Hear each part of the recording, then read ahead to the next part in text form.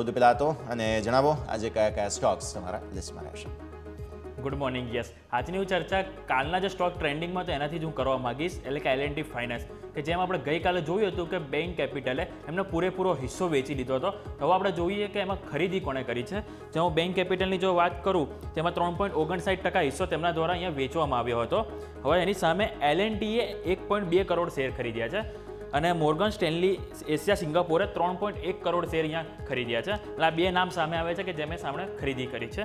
જે બાદ વોડાફોનમાં આજે આપણને એક એક્શન જોવા મળી શકે છે કે એમને ફંડ એકત્રિત કરવા માટે ફાઇનલી મંજૂરી મળી ગઈ છે. કે વોડાફોન આઈડિયા કુલ 2458 કરોડ એકત્રિત કરવા માટે તેમને જે બોર્ડ તરફથી મંજૂરી મળી છે, જે ₹14.80 પ્રતિ શેરના ભાવે આ શેર જારી કરવામાં આવશે. અને જે નોકિયા સોલ્યુશન છે એમને 102.7 કરોડ શેર આપવામાં આવશે, જેના સામે 1520 કરોડ તેમના દ્વારા ફંડ એકત્રિત કરવામાં આવશે. અને બીજું છે એરિક્સન ઇન્ડિયા, કે જેમને 63.37 કરોડ શેર આપવામાં આવશે અને એમની સામે ₹938 કરોડનું ફંડ એકત્રિત કરશે. આ વાત થઈ વોડાફોનની. જે બાદ અંબુજા સિમેન્ટ આપણે ધ્યાન પર રાખીશું કે અંબુજા સિમેન્ટે પેના સિમેન્ટમાં 100% હિસ્સો ખરીદશે એવા એક સમાચાર આવ્યા છે. અને જે ₹10,422 કરોડમાં એક ડીલ થતી જોવા મળશે. અને ડીલથી અંબુજા સિમેન્ટને 2028 સુધીમાં 140 MTPA લક્ષ્ય જે હાંસિલ કરવાનું એમનું જે લક્ષ્ય છે તેમાં એક એમને મદદરૂપ થશે એવું કંપનીનું કહેવું છે. અને નાણાકીય વર્ષ 2028 સુધીમાં અદાણી ગ્રુપને 20% માર્કેટ શેર અહીંયાથી તેઓ હાંસિલ કરશે એવું પણ તેમનું એક અહીંયા માનવું છે. એટલે અંબુજા સિમેન્ટમાં આજે આપણને એક્શન જોવા મળી શકે છે.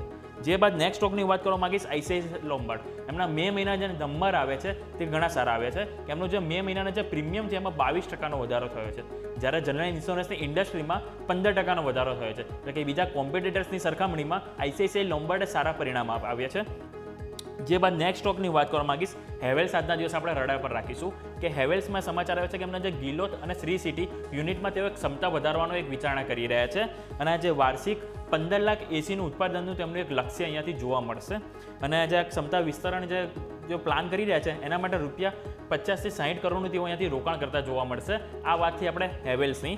જે બાદ નેક્સ્ટ સ્ટોક હું રાઇટ્સની કરવા માંગીશ કે રાઇટ્સમાં સમાચાર એવા આવ્યા છે કે દિલ્હી મેટ્રો રેલ કોર્પોરેશન સાથે તેઓએ કરાર કર્યા છે.